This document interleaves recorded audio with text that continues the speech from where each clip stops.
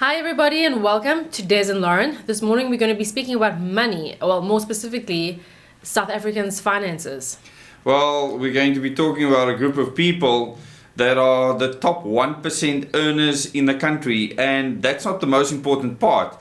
This article looks at the rest of the people in South Africa, and it also looks at the rest of the world. So if you feel that you're amongst this 1%, you can certainly tell us in the comments where you feel you fit in according to this article, and I'll put out a poll later where I will actually ask everyone on this channel to tell us where they fall into income categories. It's obviously anonymous, so you won't be able to see who the person is unless you leave a comment underneath. And thanks to everyone that's partaken in the polls in the past. It's really been a huge success, and we have more than 1,000 people taking part in these polls most of the time. So let's get stuck into this article. This is an article from Business Tech, and the headline is how much you need to earn to be the richest 1% in South Africa.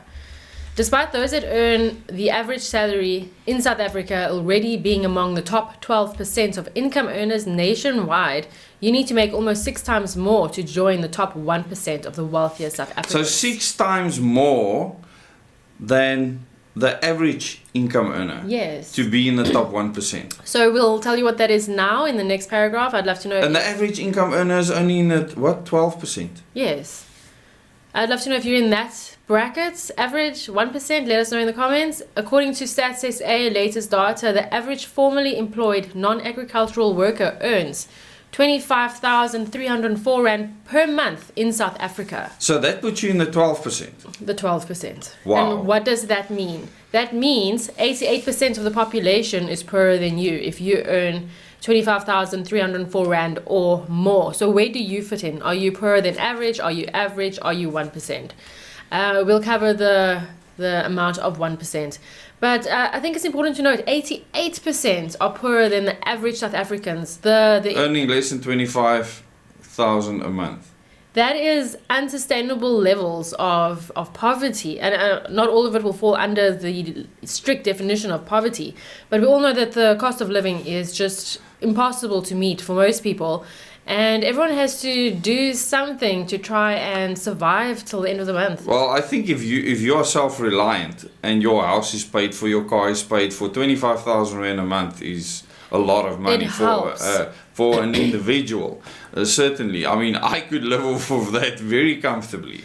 But poor millennials who are entering adulthood or are quite comfortably in adulthood, we struggle very much. Well, if you have a family with 2, 3, 4, 5, 6, 7, 8 kids, it's a very different situation, of course. Even different. So yeah. if you're not in the property market, if you don't own your own property, and if you have children or one of the two, it's going to be very difficult to survive. Yeah, so if you have to pay for a car and pay for a property in this country, earning 25,000 Rand a month, that is rough. No, but if you earn 25,000 Rand a month, you can spend a third of that on a bond. Third. I don't know what you're going to buy. That's 800,000 Rand plus. Yeah, basically. So if you live in a metro, no luck for you. No. So we're in a very serious situation at the moment, and the cost of living is obviously at this stage escalating, not per year but per week almost. Almost per week. Yeah, tell us in the comments how you've been affected by the cost of living escalating and how you might have changed with regards to your status. How has your life changed, and what do you do to survive these days? While this is considered the average, according to the World Inequality Lab, the salary puts you in as an average person in the country's top 12% of earners, meaning 88% of the population is poorer than you. In the same vein, the monthly salary you would need to be a top 1% earner is around 151,541 Rand, the data shows, which is 5.98 times more than the average income earner in the formal sector. And that's gross, of course. So some politicians definitely get there. I would say party leaders in parliament might be close to that, and then ministers, chairs. I just want to equate it to some of the people you see in the news all the time. Ministers certainly earn more than that, so they're in the top 1%. So if you are a useless person, get into politics, and that's certainly What a way about to like earn that how kind of money. much does the Eskom CEO earn? Oh no, multiples of that. Multiples yes. of that. Yeah. And Wilberholzer, that just got kicked out of Eskom, was also earning multiples of that. Definitely. The World Inequality Lab database was constructed by an international network of more than 100 academics, including Thomas Piketty and Nobel Prize winner Abhijit Banerjee, making it possible to compare income inequality in 173 countries. And this is fascinating to actually study. The estimates are based on various sources, including tax data, surveys, and other statistics. To better understand the global significance of being among the top 1% of South Africa's wealthiest individuals, Knight Frank's wealth sizing model compared this to 25 other countries and what it takes to be considered a 1% earner in their jurisdictions.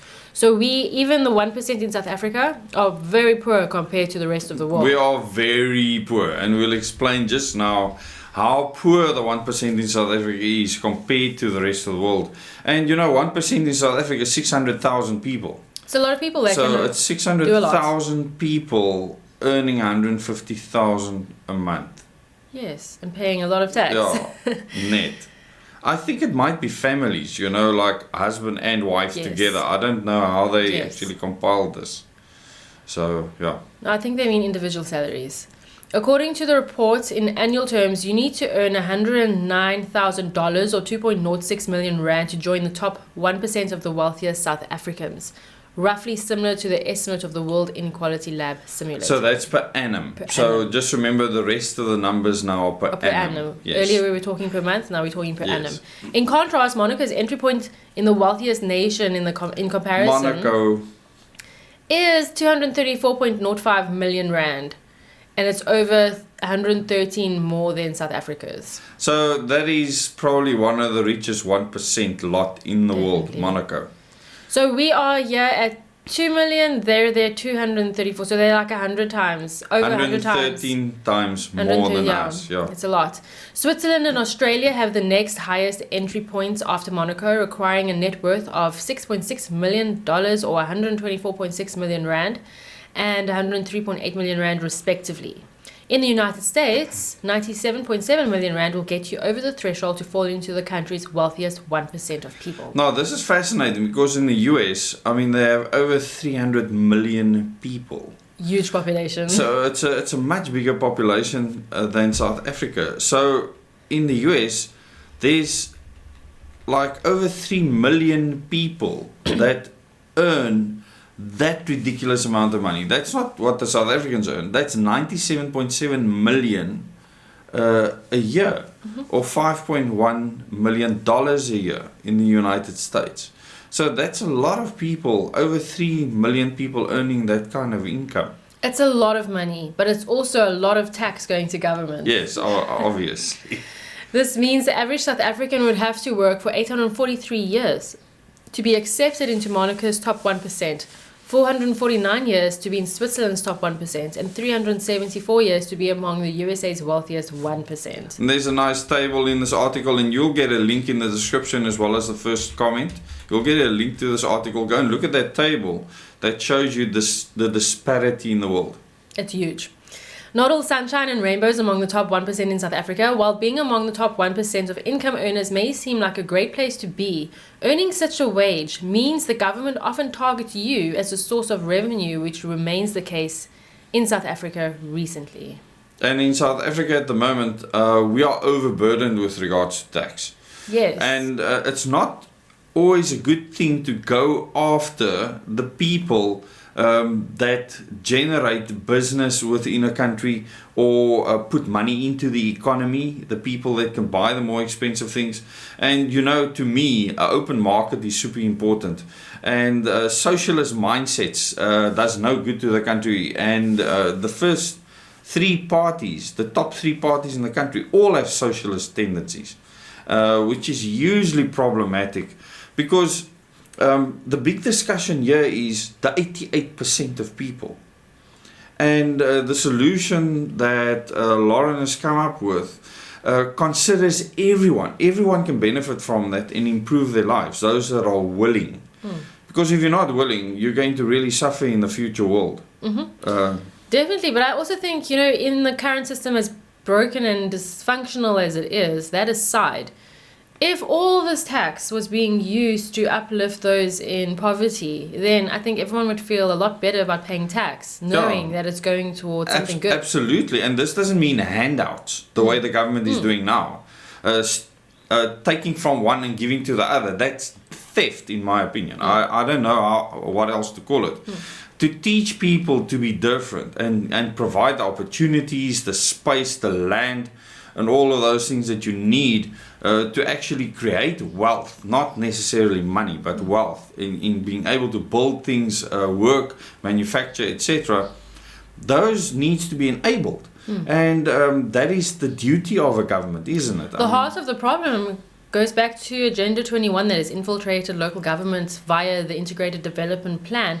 And when a politician looks at developing an area, what they don't do is look at how to make this area perfect for families. Instead, they try to fix statistics. And because we have development taking place that destroys families, doesn't improve families, that's why you have poverty taking root that is very difficult to get out of. And what we need is to completely change how things are governed. But first, we have to be stuck in the system, survive in the system. Overcome the system. Yes, and currently, if politicians, how much do they spend on actual governing?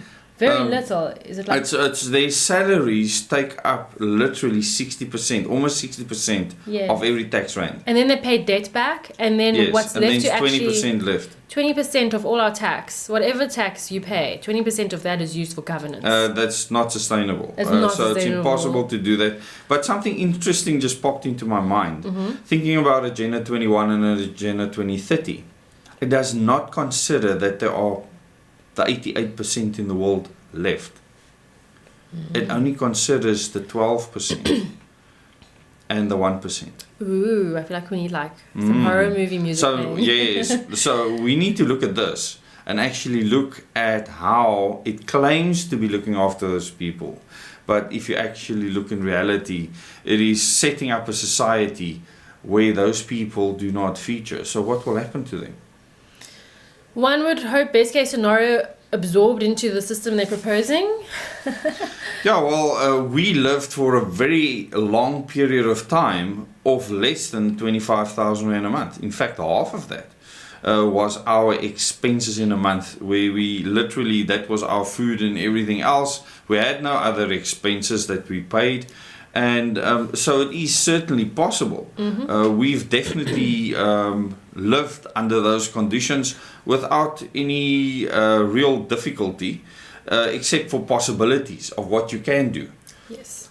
And when you live under those conditions and you actually fight to find ways out, because that's part of how you do it, isn't it?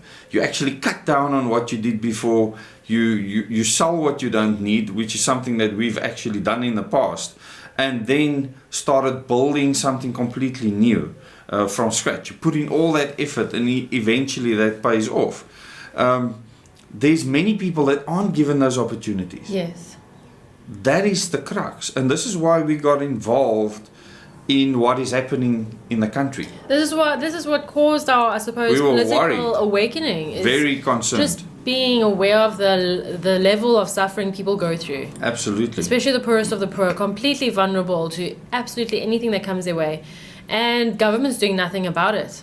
And there should be no poor among us. There should not. If we want society to be sustainable, there should be no poor among us, because throughout history, if you allow this disparity to continue, those civilizations never survived, did they? So this is interesting. They all got destroyed. I love studying ancient history, and I'm still very, I suppose, infantile in my research. I still need to research so much more. So maybe You've done a lot of research. You can correct me if I'm wrong. As far as I understand, every great civilization, every massive empire was built upon the backs of slaves. And even in our society today, it is the same. Whether it's coffee or chocolate or alcohol, that's your choice of drug. It doesn't matter. It's built upon the backs of slaves. And I had that awakening moment, or was reminded of it again, quite a while back when I was at gym early in the morning, before the world has even started, or before the Southern Hemisphere has even started to work yet. It's like 5 a.m. or 5:30. And I was greeting the staff in the changing rooms, and it just dawned on me that I am able to go to the gym in the morning. I'm able to do this because people are willing to work for minimum wage, or feel like they have no choice but to work for absolute minimum wage. And again, every interaction, every decision or participation we have in the economic system is, just like in ancient times, built upon the backs of slaves, except now we have modern day slavery.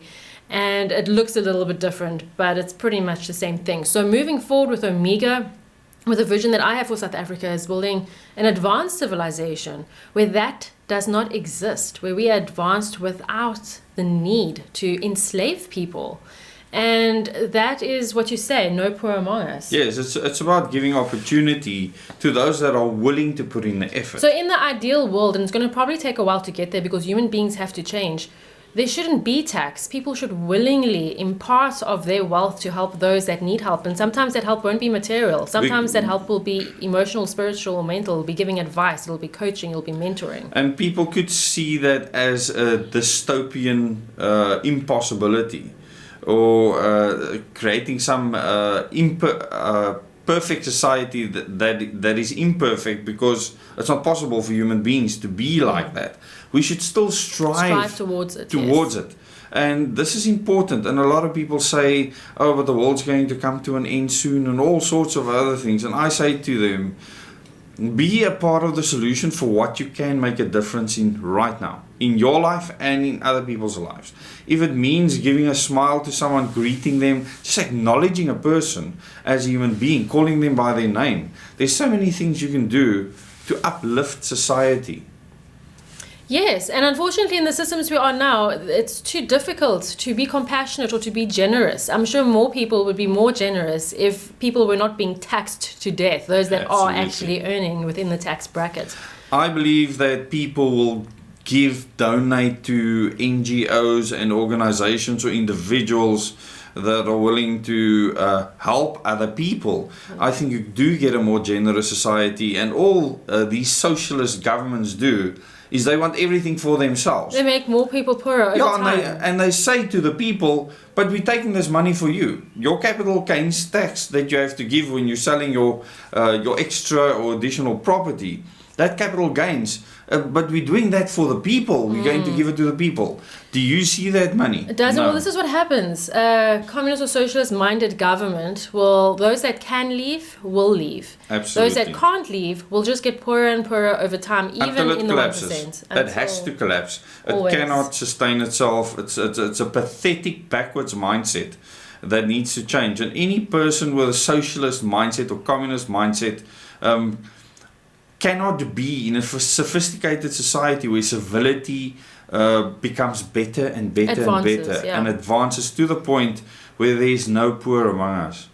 Yes, and that's long-term goals. Absolutely. Right now, we are in the reality where we all fall on the scale somewhere. I would love to know in the comments, what do you do to survive? What magic tricks have you got up your sleeve to make your salary last longer? If you're a business, how do you adapt to the declining economy? We'd love to hear how you specifically are getting along and what you're doing to cope. And let's learn from each other, because I think times are tough and they're just going to get tougher before they get better. And unfortunately, no one's going to come and save us from the situation. We have to put the work in ourselves, change Absolutely. how we think, change how we do things, and work together to create a new South Africa. And please subscribe to this channel so you can get notifications and new videos on when we start with our Omega training. It's for free, and it's for all the people of South Africa. People in the world, around the world, can do the training as well. And there will be training for just the normal public. And then there will be a training for OM members. And normally you would think that your vote doesn't count. Because we're not really living in a true democracy. But now in the 2024 elections, you'll be able to vote for the Organic Humanity Movement, which wants to change the system. A party to end all parties. We want to get rid of the political party system to bring about direct elections. And we explain that on our YouTube channel, so you can go and look at that at the Organic Humanity Movements. But just one final thought on that. You've brought in system change. There's definitely more than enough money to go around in the world to solve absolutely every single problem that this world has.